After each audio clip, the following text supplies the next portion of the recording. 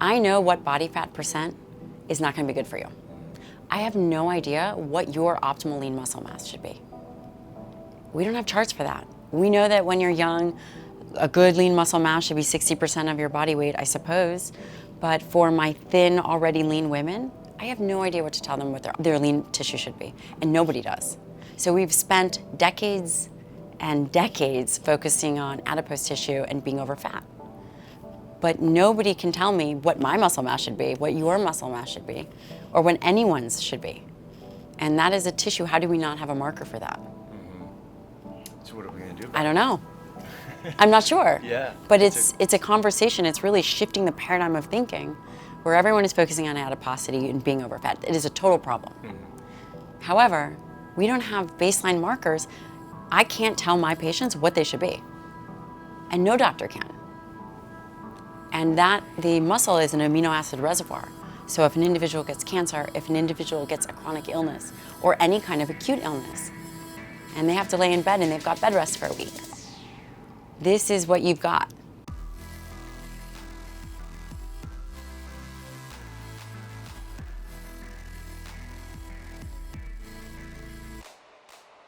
Welcome back to another show brought to you by our friends over at HelloNed.com. Now, before I talk about using hemp to enhance your sleep, let's just talk a little bit about why sleep is so important. In today's conversation with Dr. Gabrielle Lyon, we're going to talk all about the importance of maintaining an anabolic environment. She's going to share some unique perspectives from her clinical practice and kind of reframe the conversation away from burning fat to maintaining muscle and why muscle is so important throughout lifespan. So it's an awesome conversation, and as you know, one of the best ways to preserve lean muscle mass and to recover really from exercise is sleep. But a lot of people, especially as we age, are not getting good, deep quality sleep. And that's why I personally had huge success using hemp oil. Now there's all kinds of CBD derived products, hemp oil products on the market. How do you really differentiate, from them? Well, here's why I like HelloNed.com, because their hemp is biodynamically grown on the western slope of Colorado. They're not using any hexane or toluene or benzene or other harsh solvents to extract the CBD. What they're actually using is a cold ethanol extraction, and they're really transparent. So you have the CFAs of every lot, you have residual solvents and so forth, listed on that from third-party testing, which there are none right on their website. So I found huge success in recommending this with clients, putting one full dropper full in your mouth, 45 seconds, letting it sit there for 45 seconds, that is, before bed, after you do your evening routine, and it can really improve your sleep without perturbing your body's, REM cycle and deep sleep stages. So as a listener, you too can support your sleep and your body's recovery process using Ned's hemp-derived oil by going to helloned.com/HIH15. Again, one more time, that URL to save 15% is helloned.com/HIH15. Very grateful for that. Grateful to have you back on for round two. Yes, thank you. To talk about all kinds of things. Like last time we really addressed muscle protein synthesis, mTOR. I'll put links kind of right here, wherever I'm looking, right here for people. But if they didn't catch that video, for example, I know you've done a lot of research with, is it Lehman? Dr. Donald Lehman, yes. And he discovered mTOR? No, that was Sabatini. Okay. Dr. Donald Lehman is one of the grandfathers of muscle protein synthesis and amino acid metabolism. I see. Yeah, and I trained with him at the University of Illinois. He is my current mentor as well. That's awesome. Yeah. So you still go back and forth and share ideas and all concepts? The time, every day. Yeah, that's really cool. So in the world of mTOR, there's, and I think you got this question before today, a lot of people are kind of scared of it when it comes to longevity, right? And so you had a really good perspective of because as a physician, you've seen dying patients that have been vegetarians and vegans. So I think some people in our space, the bodybuilding, strength and conditioning folks, are like, yeah, we want to drive muscle protein synthesis and mTOR. Folks that are really into fasting, prolonged fasts, seeking out longevity, are kind of scared of it. Is there a happy ground that we can kind of grapple with there? You said it right there, happy ground. There's likely a middle ground where periods of fasting are fantastic. So there's the fasting mimicking diet, can be done once every 3 months. Is that what you once do personally? a month? I do. Yeah. I do. But when you look at the end of life, you have to think, how do you want to go out? Do you want to go out strong? Or do you want to extend your life 5 years and have that be a very weak and brittle kind of life? And I think that the concept of mTOR, it's really been a hot topic. And people say mTOR and cancer. And there's not a correlation between animal protein, cancer, and mTOR. That's a lot of epidemiological data, and we know that that's inherently flawed. Yeah. And I think it's very hard to differentiate mTOR signaling from carbohydrates versus proteins versus excess calories. So all those three factors, so if I have a low protein diet that's high in carbs and like spiking blood sugar and insulin, that will drive Exactly. mTOR as well, Exactly. right? And mTOR in the liver is different than mTOR in the muscle. You mentioned last time C1. What mTOR C1 or something, like the different receptors? mTOR. Yeah. I think that for this audience, mTOR, which is mTOR complex 1, is what is most relevant. And then you have mTOR driving in the liver, and then you also have mTOR in the muscle. mTOR in the muscle is primarily driven by proteins and leucine, and that was one of the things that we talked about previously off camera with the leucine threshold. Yeah. And that's where that, for people that have seen it prior, is then in that whole 30 grams of protein. And I actually have some addendums to make. It's been 2 years since we've talked, Right. so a lot changes, and you want a lot to change. Totally. No, that's great. Just real quick. So we have mTOR in the muscle, stimulated by protein, leucine, and all that. In the liver, is that more insulin mediated? It's more carbohydrate insulin. I see. And that can create NASH, like the fibroids in the liver and the steatohepatitis. Well, and all excess that. calories, excess fat, we know drives those kinds of things. Yeah. Doesn't necessarily have to be mTOR, but overconsumption of calories really becomes a problem. Right. Okay, so you have some new stuff here. I do. I know what to do. Sorry. For my personal practice, I focus a lot of things on weight management. And prior, I was very strict on 30 grams 3 times a day for muscle protein synthesis. And I think that that was a great introductory topic. However, we have had a really big increase in fasting, and people are not wanting to eat as much, or I should say as often. And when you think about maxing the muscle protein synthesis, you could have 2 meals of 50 grams to max out that system, as opposed to having 30 grams 3 times a day. Right. So same overall number in a day. The same protein. overall number is important, which we know is at least double the RDA. The RDA recommends 0.8 grams per kilogram. I would say at baseline, everyone should have double that. Right. In functional medicine, we've talked a little bit about dysbiosis and stagnant bowels and things like that, and protein putrefaction.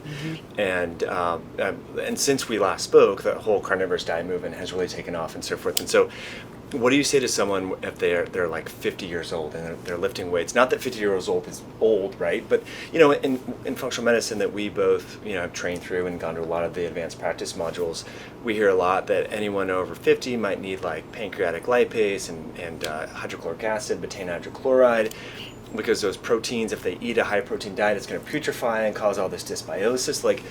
Do you see that in your practice, with people doing these big bolus doses of meat and so on? I see it's 30, 25-year-olds and up have low stomach acid. I think that it's not necessarily, we know as you age, you tend to produce less acid. However, I've found that people, like I said, in their 20s have that. So that's one of the supplements I always recommend. You do, eh? I do, but I also test for it.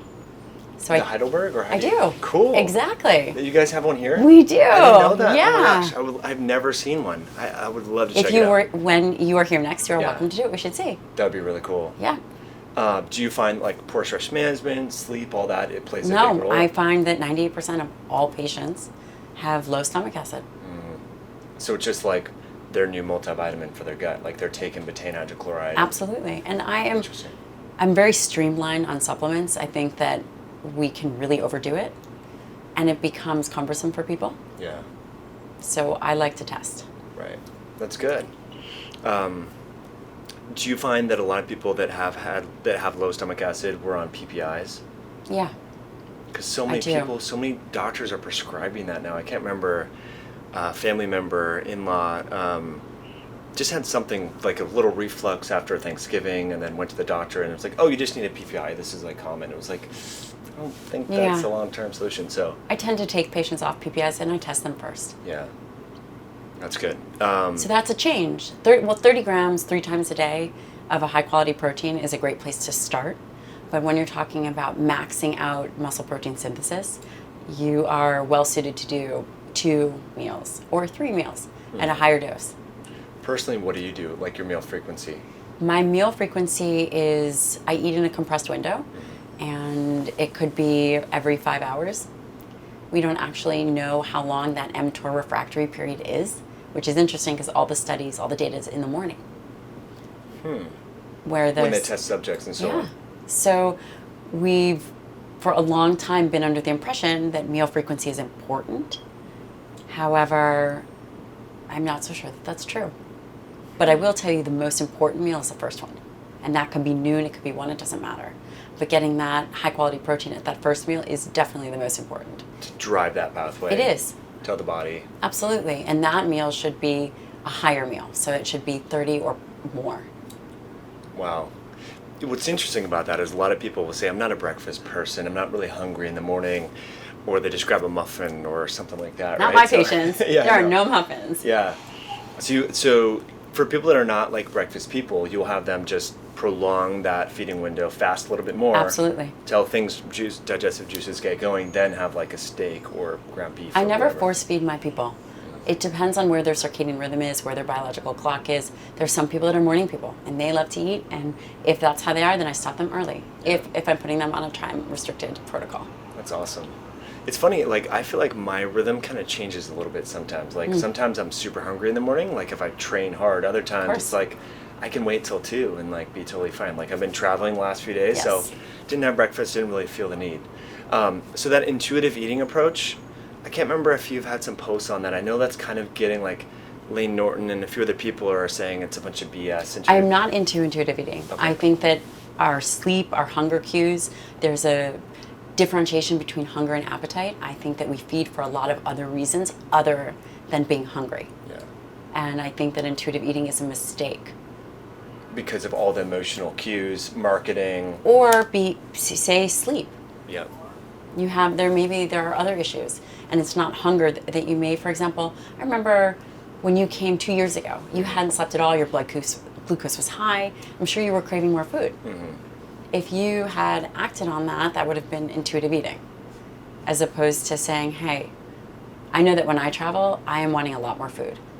And I don't think for me it's an emotional aspect, but it's lack of sleep, maybe stress hormones, whatever it is. Right. I think that when we eat, I don't think that we live in an environment where eating intuitively is most beneficial. That makes sense, because the foundations, the sleep, the stress load, there's too many other factors that are going to influence what we might think is intuition. That's Absolutely. That's a good perspective for people. So what if you're drinking coffee and you drop your blood sugar? Yeah. And the sequelae of that, or if you have a misbalanced meal. So we know from brain imaging that if you have a high protein meal, we know from brain imaging as well as hormones, that if you have a high protein meal, you have more satiation. But let's say you decide to have a higher carbohydrate meal, and then you are hungry 90 minutes later, but you intuitively feel what you believe is intuition to eat, that is not going to be in your best interest or one's best interest. Interesting. So you have a spiritual side to your practice as well, and your well-being and so forth. So how do you grapple with that some people are, have you seen this in the grocery store? People muscle test themselves, like they'll do the finger like that to see if this vegetable resonates with them or not. So how would you, because some people say, it's just right now I don't feel like I need meat. I feel like I need whatever. Do you want to know the truth of what I do? I say, it's not about how you feel. And that's true. Yeah. This is, from my perspective, having a spiritual side, and that kind of discussion is different than if your hemoglobin A1C is really high. I'm sorry, there's no room for emotionally feeling like you need to have these cookies or whatever it is. Right. It's more biomedical basis, right? Like this approach. So if someone were to say that and then they have high triglycerides, high fasting glucose, it's like, well, that approach isn't really vibing. Your biology is not reflecting that that's a good thing for you. But of course, I would never knock another practitioner or another patient that's worked well for. But in my clinical practice, that's certainly not something that I encourage them to do. I don't do that. I haven't found that effective. Yeah, interesting. So let's talk about protein sources a little bit, and sure. then we can get into circadian rhythms or something. Or some other stuff that we were talking about before would be so cool. Well, let's just dive into circadian rhythms right now. So there was a peptide that you've been experimenting Yes. with that I think is really novel that I haven't heard much about. It's a delta sleep inducing peptide, and it was found in the 1970s from, this is going to gross people out, rabbit, cerebral, venous blood in rabbits, and we actually make it. And it's being used to help reset circadian rhythms. That's awesome. Yeah, so I've begun to utilize it, and it's been tremendous for the patients with chronic insomnia. And we don't necessarily know how or why it works, but we do produce it naturally. Is it oral or injectable? It's or injectable. Sub-Q? So before bed, you inject this Yep. peptide, and it helps It could to reset. work as fast as a week Wow. to really reset the circadian rhythm. The body makes it naturally. Because do you find with insomnia and sleep disorders and so forth, there's a lot of like psychological issues? Like, so if you feel like, oh, it's been 3 nights of no sleep, Absolutely. you go to bed, you're like, oh my gosh, is this going to be another night where I just sit here and toss and turn? 100%. And then you have to like self-medicate with caffeine to even get through the next day. So this can really help to kickstart. It does. That's awesome. And I use it in very specific populations, and I've had really great success. Are you any long-term? I mean, it's you just use it for a haven't week. seen. Yeah. You can use it for longer. I haven't seen any side effects or complications. Speaking of peptides, I don't know if this is something you recommend Yeah. or the SARMs, the selective androgen receptor modulators. How do you feel about using those? You mean like Rad 140? Yeah, and there's a few other ones. I don't know all the. There's quite a few. Like a lot of like bodybuilding guys on the internet are dabbling in that world. What do you think?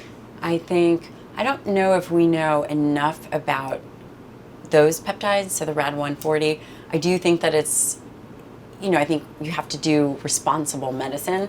I don't prescribe Rad 140, but I do prescribe other peptides. I think that really optimizing your hormones as far as testosterone and keeping your estrogen in check are important. But I certainly am not opposed to people experimenting on themselves with Rad 140. Rad 140. I'm not from. Yeah, how does Rad that work? 140. And was it? From what I know, is it's androgen receptor modulator. Okay. So it's more potent than. I mean, I'm not an expert on Rad 140, Sure. so probably before I tell you something, it'd probably be much more beneficial for your listeners Just to Google it and yeah. stuff like that. But people are using that for, instead of like maybe testosterone cypionate or something, they'll use a peptide like that. They are. Yeah. I mean, I would say that I'm seeing less use of Rad 140 and consistent use of testosterone. What I am seeing and what I do prescribe are things like body protection compound, BPC 157, and I see for, say, former military operators or athletes, it helps with tendon repair. And I had a really interesting patient who had esophageal cancer, a really young actor, and he was having phantom pain. And he had had it for 5 years. And we started him on BPC 157, and it went away. Wow. Because it affects the collagen and things like that? And It's possible it also has effect on the serotonin and dopamine pathways.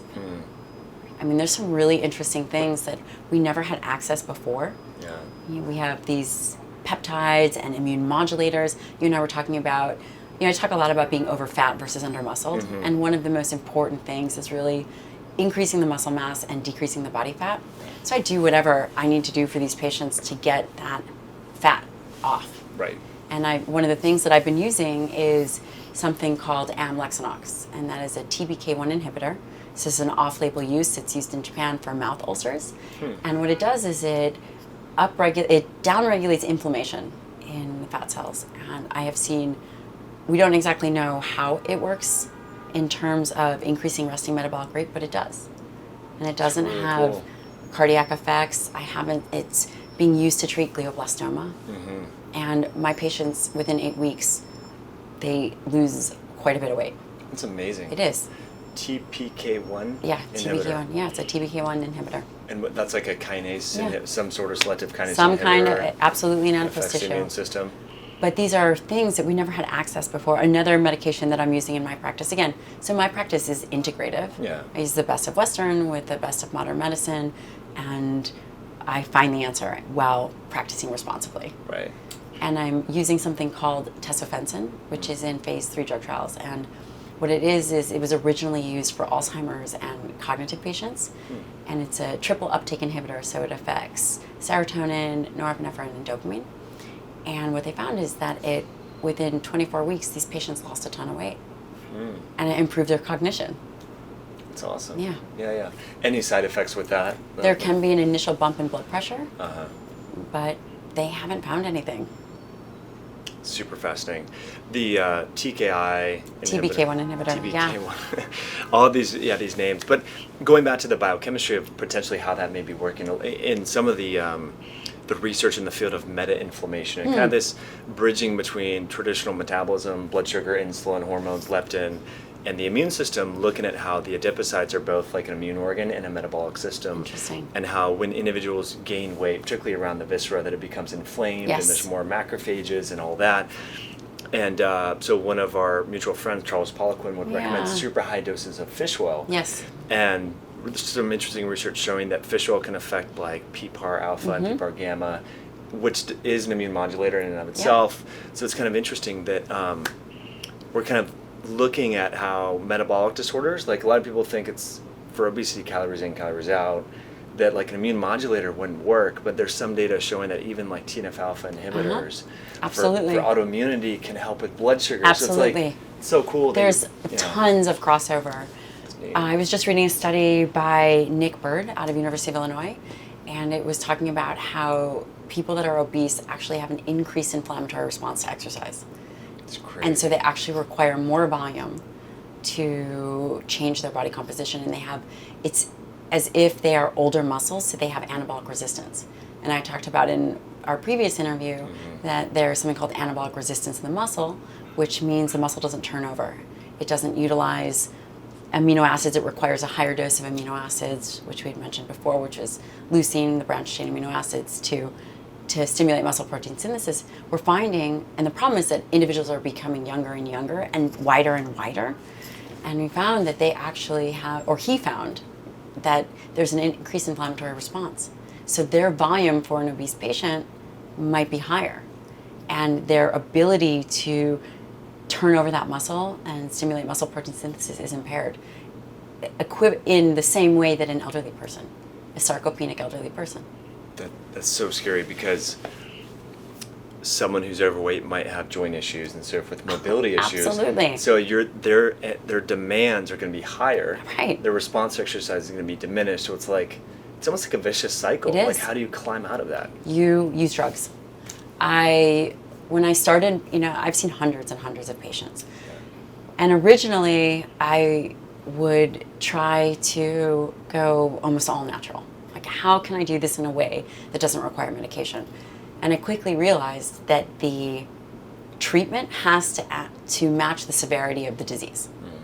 There needs to be, it can't be that you've been suffering and yo-yo dieting and having issues for 10 years, and I'm going to give you berberine, and berberine is going to work.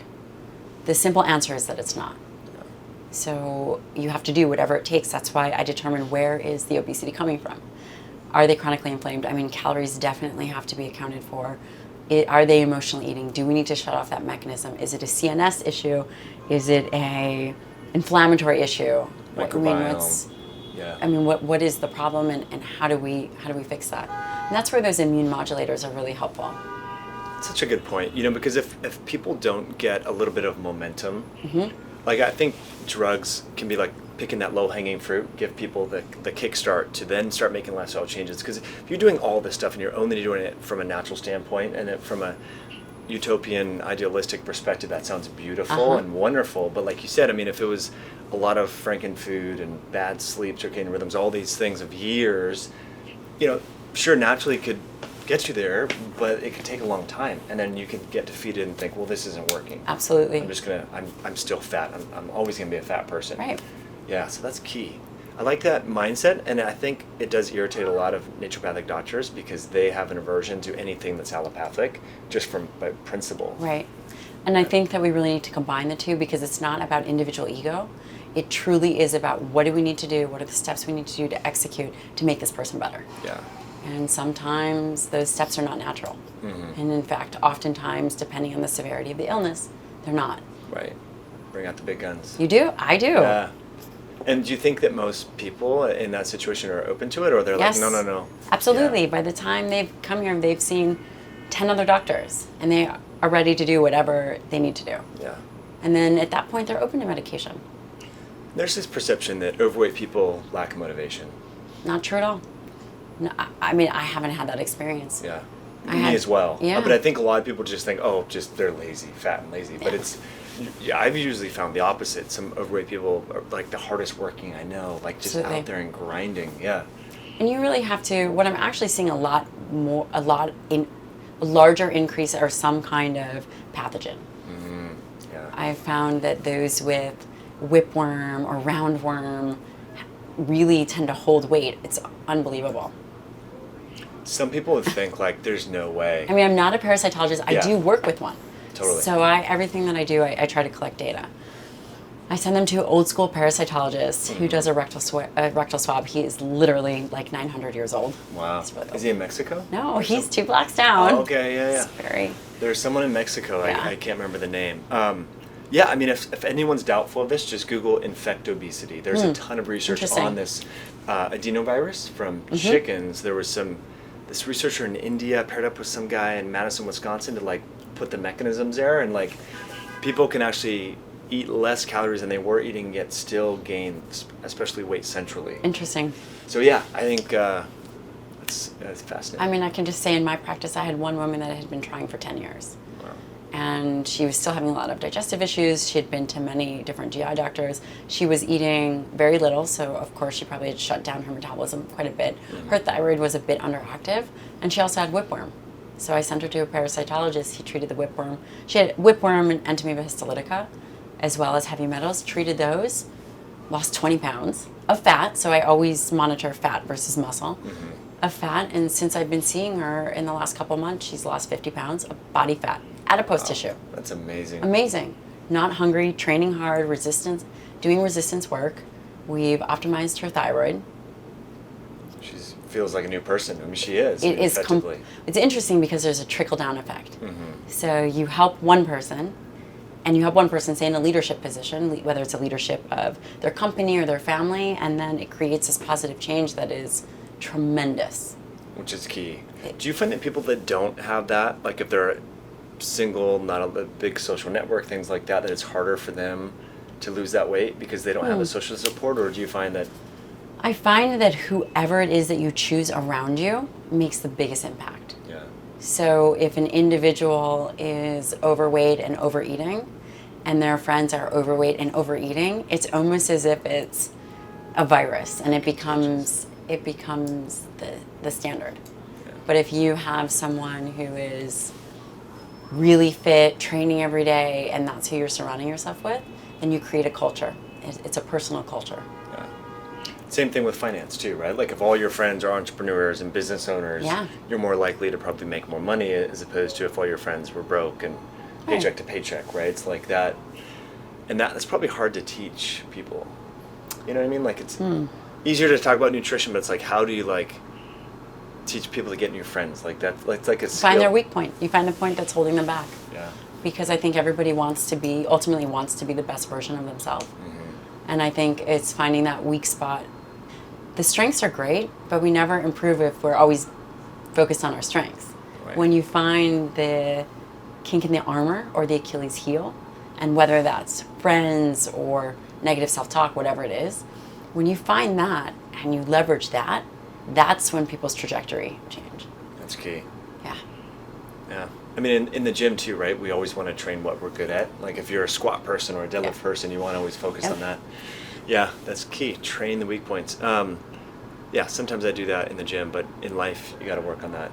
Absolutely. Well. That's a key Absolutely. point. And I think that as we think about the conversation of functional medicine, integrative medicine, and just going back to strengths and weaknesses, I think that we need to really focus on our aging population. And I think that there is a lot of confusion around nutrition and muscle and sarcopenia, and those kinds of things are really preventable. And I touched upon protein and muscle protein synthesis, which is all important. But I think that when you're now looking at cardiovascular disease, Alzheimer's, cognitive impairment, these things really begin in your 30s.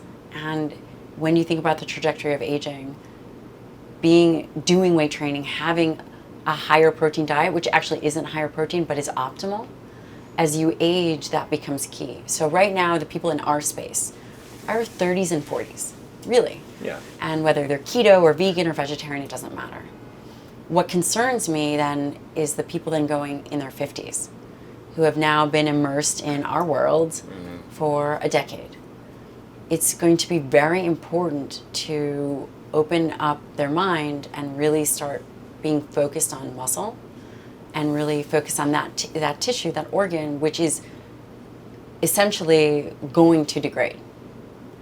Inevitably. Inevitably. Just with age. Inevitably. So I think shifting the conversation from, let's say they've been in the paleosphere and they're doing fantastic and they're super fit, and I mean, you're super fit and you're doing keto and that's worked fantastic for you, and maybe that will work fantastic for another decade. I think there comes a point where there needs to be then even more attention placed on that tissue, which is muscle. And I think that that's really valuable because I've seen the other end.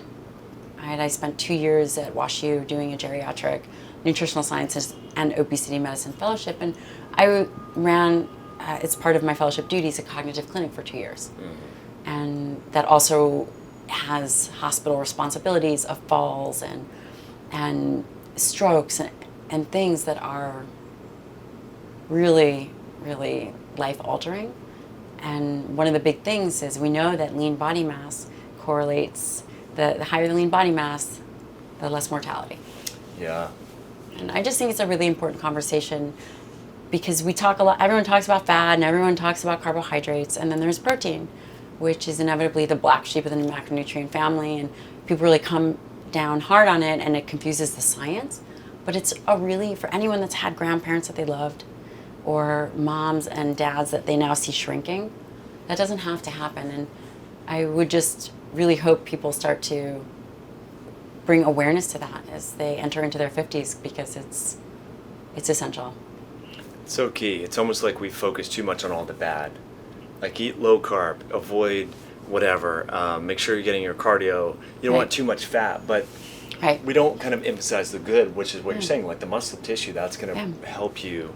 And then even just grip strength, I mean, I looked at some of the research on that, like all over the world, huge numbers, and these are epidemiological studies and so forth, but the data is pretty convincing. So how do we, is it just a mindset issue? We got to pivot people to realize that like we need to focus more on the good. You need to build more muscle. I think so, and I think it's really important. And I was talking to Ralph Esposito, who I know that you're having on, about a really important point.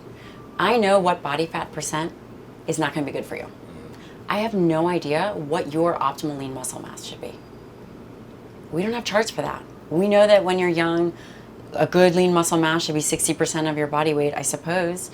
But for my thin, already lean women, I have no idea what to tell them what their optimal body, their lean tissue should be. And nobody does. So we've spent decades and decades focusing on adipose tissue and being over fat.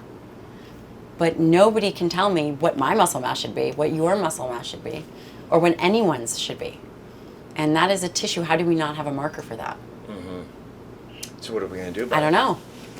I'm not sure. Yeah. But it's a conversation. It's really shifting the paradigm of thinking where everyone is focusing on adiposity and being overfed. It is a total problem. However, we don't have baseline markers. I can't tell my patients what they should be. And no doctor can. And that the muscle is an amino acid reservoir. So if an individual gets cancer, if an individual gets a chronic illness or any kind of acute illness, and they have to lay in bed and they've got bed rest for a week, this is what you've got. Right. Well, I don't have this anymore, but you know. Sure, like, no, you got it. This is what you've got. Yeah. But we don't have a standard for that. Which is sad. Yeah, I mean, I've never heard it articulated in that way, but it makes so much sense. What about looking at strength? And the kind of follow-up question is in the last couple of years, I've gotten into powerlifting, and I was like, all right, well, where do I stack up for my age and body weight, and stuff like that? And my squat is like really crappy. And so we have strength markers based upon inputs from powerlifters all throughout the world. As a physician, would you think that that's a good proxy, looking at like strength like that? Or I think that's challenging. I think that it's a great athletic marker, but I think that individuals have so many different variables. What is their training status? Are they trained? Are they untrained? Yeah. I mean, I know that they do have tables for that. I mean, I can just assume that that is correct. So if you had to make an educated guess on what someone's percentage of lean muscle mass could or should be, or a range? I have no idea. Yeah. I have no idea. But I can tell you, I think that our cutoffs for body fat are too high. Yeah, 30, a BMI of 30, Yeah. and yeah. That's too high. Right. A body fat percentage of, people say body fat percentage of 20 is okay. I don't know. I think that might be too high for a woman. Yeah. Yeah. Where would you like most of your patients, ideally? I would give them the ab test. Mm-hmm. So I think that you get down to a level that is low and you assume that you're still menstruating and functioning well. Yeah. I think that everyone should go to as low of a level as they can healthily. And then you kind of increase it from there. Again, this is my opinion. There's no scientific evidence to support this. Yeah. I think that it's important to know where you become really hungry and how you function. Mm-hmm. It's not a great answer, but I think between 12 and 18 would be a great number if you're still menstruating. I think that we're much too liberal in body fat. Mm-hmm. And for men, that's totally variable. Yeah. I mean, men can be anywhere from 8 to 12 Right. to a little bit higher. I mean, Do you think some women still menstruate at 12% body Absolutely. fat? Yeah. My wife's pretty low, and she still has her period like clockwork. and she's probably 12. 13, 20, something Right. like that. Yeah. And she functions fantastic. So for her, can you imagine if she was 20? Yeah, I mean, she would look definitely a lot different, right? Yeah. I mean, that's 8%. I mean, Right. that's a huge shift. But that would be considered healthy.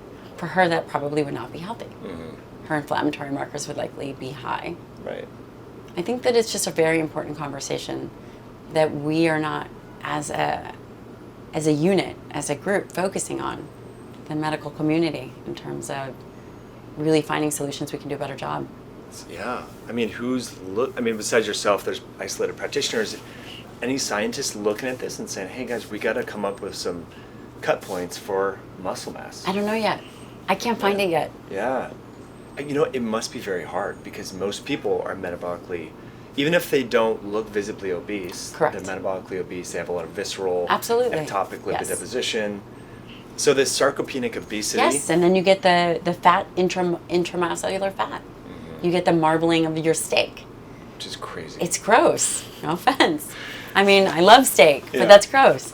And that starts, people think of sarcopenia, which is a loss of function and strength, starts later on, 65 plus. That's not true. We're finding that these issues, these diapenia issues, start in the 30s. You have these young individuals that are getting fat infiltrated into the muscle, which changes their capacity that changes their metabolism, right? We know, I've talked about this before, that muscle is the largest site for glucose uptake Yeah. and fatty acid oxidation. We're changing that. Totally.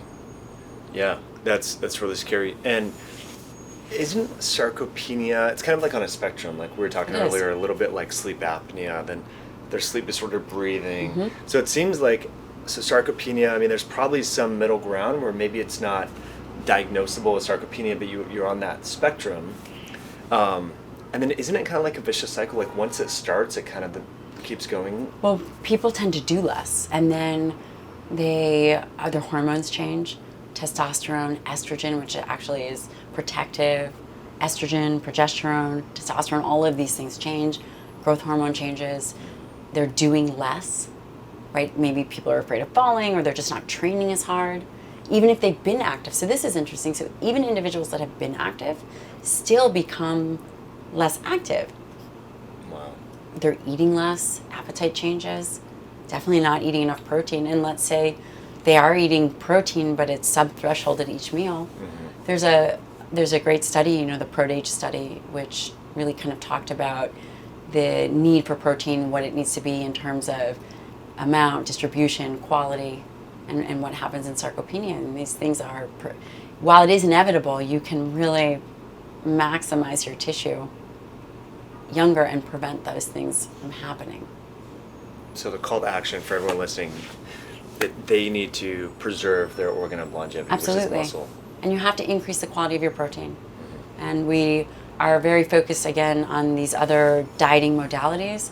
This isn't really about, at some point, it's not about this diet and this biohacking is good. This is how can I take care of my grandparents? How can I take care of my parents? How can I take care of myself so I'm not a burden on my child? Yeah, that's huge.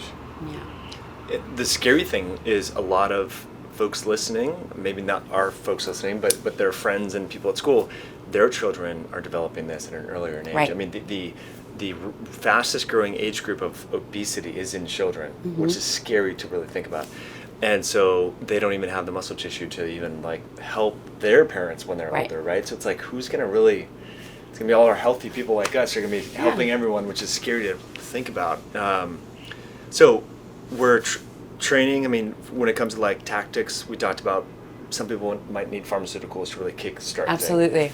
And more off-label pharmaceuticals. I mean, there are things like GLP-1 agonists that work, metformin, of course, if you're taking B12 and things of that nature, that's important to offset that. But the pharmaceuticals I have now found are absolutely necessary. Yeah. And what about when it comes to bioidentical hormones? Are you more of like a pellet person? Topicals? Not a pellet. I am not pellet. Okay. I'm either injectable or topical. I think pellets are too hard to control. Because if the dose is wrong, you're kind of hosed until it dissolves, right? Well, that's kind of in your body, but yeah. Yeah, I know. But that being said, I do know a lot of practitioners that I trust that say guys in particular tend to do really well on the pellets. I'm so totally open to learning about it. Whatever works. Know? Yeah, interesting. And then so we're covering the protein, at least 100 grams per day. I recommend, people ask me, well, what if I'm this weight or that weight? If I'm, 150 pounds versus 130 pound female. I don't think that you can go wrong with 90 to 100 grams. I think that's a great baseline to start. I think that it's really based on blood volume and amino acid level at once to stimulate muscle protein synthesis. And originally, while I do think it is phenomenal there's other things that you think about optimizing, right? So protein at every meal, balanced with a carbohydrate if you're eating carbohydrates, not to stimulate muscle tissue, but for satiety. Yeah. Or how do you balance your insulin levels, your blood glucose, your hunger hormones? Right. Protein's really good for that, right? I mean, it better is, than anything. It's the best. Yeah. Yeah, which is awesome. And then training specificity and things like that. I know you're big on resistance training, as am I, and things. We talked about this last time, but just in case anyone didn't see it, what would you say to, because there's a lot of like rail thin women that are afraid of weights because they think they're going to get huge overnight. They're going to look like all those CrossFit professionals. What would you say to them? I would say, look at your wife. Look at your beautiful wife. She's huge. All 110 pounds. Yeah, right. Tiny, but she trains hard. You train heavy. Yeah. I mean, it's just a myth. And we know that now. But it's really important to strength train. And it's really important to have the targeted outlet as opposed to the classes with the 5-pound weight. I think really the exertion is key. And that's supported by data. Lift doesn't have to be heavy, but it does have to be due to significant fatigue. Totally. Yeah, and I think part of that, you need to have that, like, come from a place of pain almost. Like, I know people I do agree with that, 100%. You know, and so, like, I know a lot of us, myself included, that got into, like, bodybuilding and that style of working out come from, like, insecurity, depression, things like that, and this was your way to, like, get everything out in the gym, you know? So if people don't have that, like, kind of inner grit or that little chip on their shoulder, it's hard for them to, like, tell them to do another rep or do another set or go to failure. So I think, but that being said, when you do that, I found, and I'm curious to hear your perspective, is like the carryover in life. Like once you realize, like you thought maybe you couldn't do one more rep, but you did. You're like, wow, I can do this. Like Absolutely. I am strong. And then, do you find like sweeping lifestyle changes with people? Like they switch jobs or they start that business where they get out of a bad relationship because of that? I do, and what I find that it isn't necessarily related to resistance training. It's more related to empowerment within their own health and actually developing and becoming into a person that they never thought. Whether that means becoming physically better or physically stronger, it definitely carries over in a way that is so profound. Yeah. And you find that more with weight training? I find that more with all my patients weight train. Yeah, good. So, yeah. Yes, but also they have an empowerment in getting their health back. Mm-hmm. You know, my nutrition is strict. This is not a negotiable thing. I mean, there are certain things that are slightly negotiable, but it's really about what is it that you need, What are the steps that we're going to take to get you there? And this is the plan that you're going to execute. And if there's a reason why you're not, we have to figure out your weakness of why that's not happening. But yes, becoming stronger physically allows for cultivation of strength in other domains, for sure. Yeah, it's like a side effect or a side benefit that a lot of people don't talk about, you know. But I've seen it like in the workplace, a few folks that I, in various jobs and things over the past 12 years that I've been involved in, people that have embarked on strength training and like lost the weight, like they're like new people, like so much more confident, exuberant. Their business grew and stuff. So I think it's, and especially for the women, like that when they put on muscle, they're, in my eyes, they're a lot more attractive, So I think that myth that, if I put on muscle, I'm gonna get huge. You don't really get huge. No. And most men actually do like that. They prefer that, right? So it's just weird that like, pop culture, we see this skinny little Shape magazine and I think it's changing. I think that it's changing not just for the physical, but also for the mental grit. I think that people are leaning into challenge more in general. Well, because life is so easy now. That's right. Like you can get everything on Uber Eats. Yes. And you don't even have to leave your home or your apartment. And so people are seeking that out, like, Tough Mudder and there's all these events. But going to the gym and pushing yourself is pretty cool. Absolutely. Having controlled challenges are key. Something that pushes your spirit mentally, physically every month is important. That's key. And so for you, do you, like, if you talk about like your training in particular or training that you recommend, some people are worried about time, like how much time do I need to allocate, 3 days a week, 5 days a week, 4 days a week? Is there like a sweet spot that works for most people? I think it's individual, but I think 2 days of high intensity interval training for short periods of time, 20 minutes. I mean, you're maxing out your effort, right? And then weight training.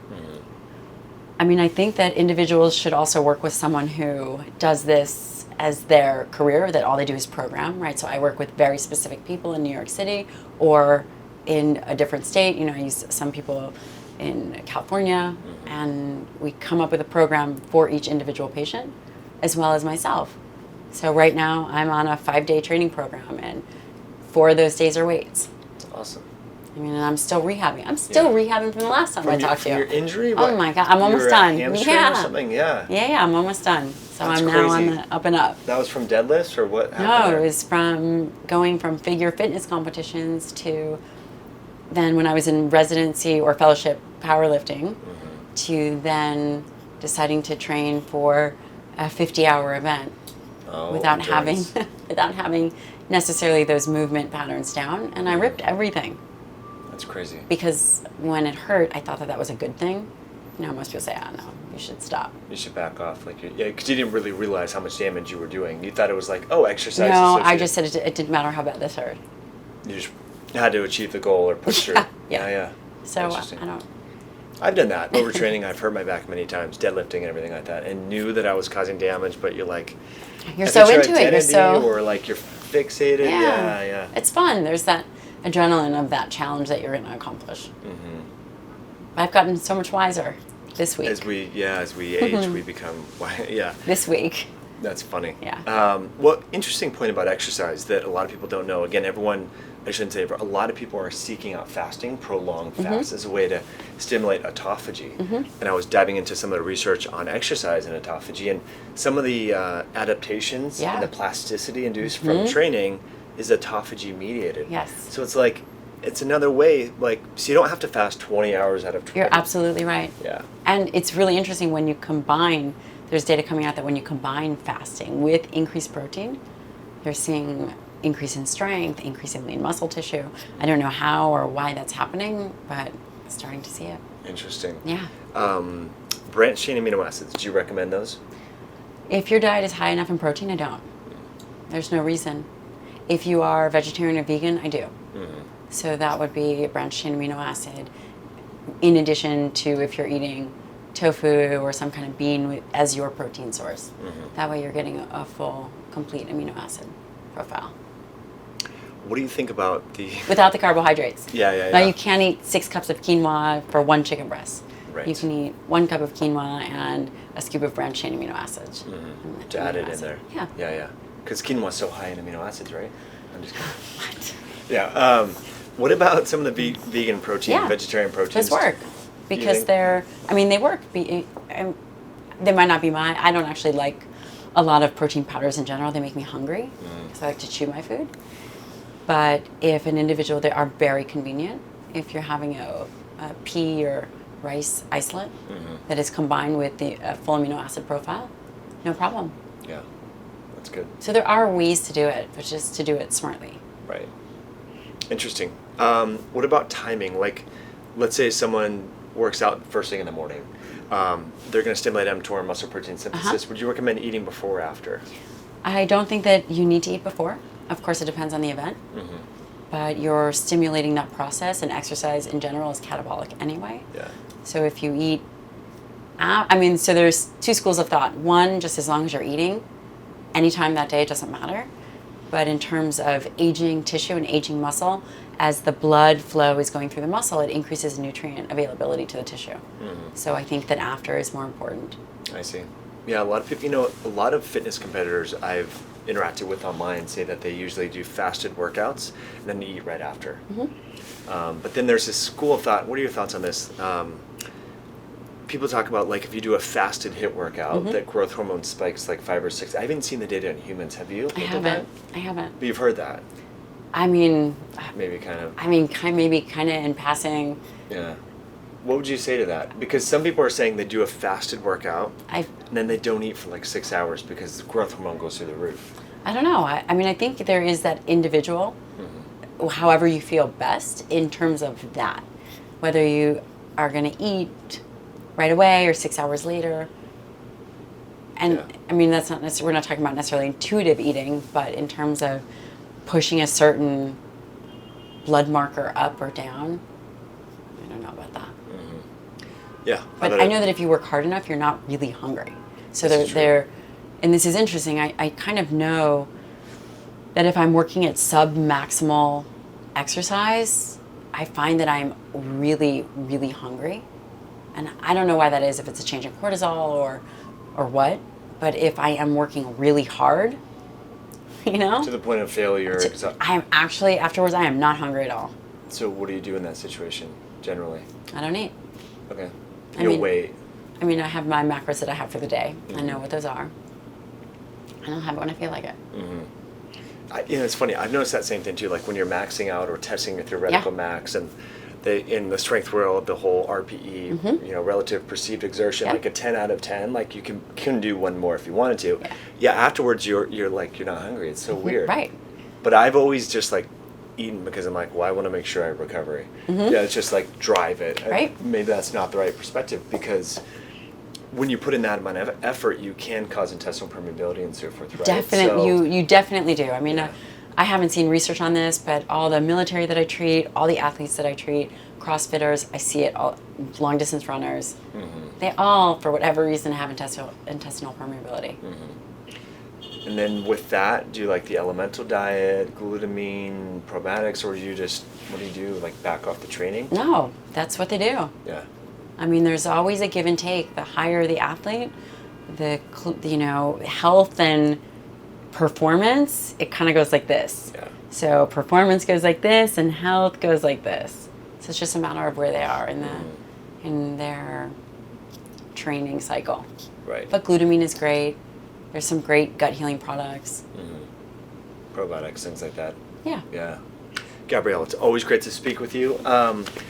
Ahead of time, you had a few other things you wanted to talk about. We talked about the peptides. But anything else that you wanted to dive into that we didn't yet address, or? I think we covered a lot. Yeah. That's awesome. Last time, a couple years ago, you were working on a book. I know. I'm still working on it. Okay. It takes so much block time. I have got to get it done. Yeah. But it's interesting because my perspective has evolved, and it's so fascinating as you go through science, literature, and implementing into private practice. It's amazing what happens. Totally. But my goal is to get it done in 1 year. Nice. So From now. So for 1 January year, 2020. January 2020 in 1 year. Awesome. I'm going to hold you accountable to it. Okay. Do it. That's awesome. But if folks that are not yet connected with you right Sure. now and they want to link up with you and follow your work and so forth, your social media posts, I would just say on Instagram, are very science-based, which is cool. Where would you like folks to connect with you? Instagram is great, Dr. Gabrielle Lyon. They can find me on my website. And Facebook, again, same name, drgabriellelyon.com. And if they want to come visit me in New York City, I'm at the Ash Center on 5th Avenue and 61st. Yeah, Central Park is like right behind the camera, guys. Well, thanks again for coming on. It's always Yeah. great to speak with you. Thanks for tuning all the way in, guys. I really appreciate you tuning in. If you have any questions or comments, we'll be following those. And if you enjoy the content, please hit that like button. Share this with someone that needs to hear this message. I know not everyone is... This is a new narrative, right? Yeah. Like for a long time, cardiovascular aerobic exercise was emphasized in medicine, and then we're shifting more to resistance training. We got to spread the word, and we need your help. And it's all about muscle. Yes, muscle. Love it. All right, guys. Have a good one.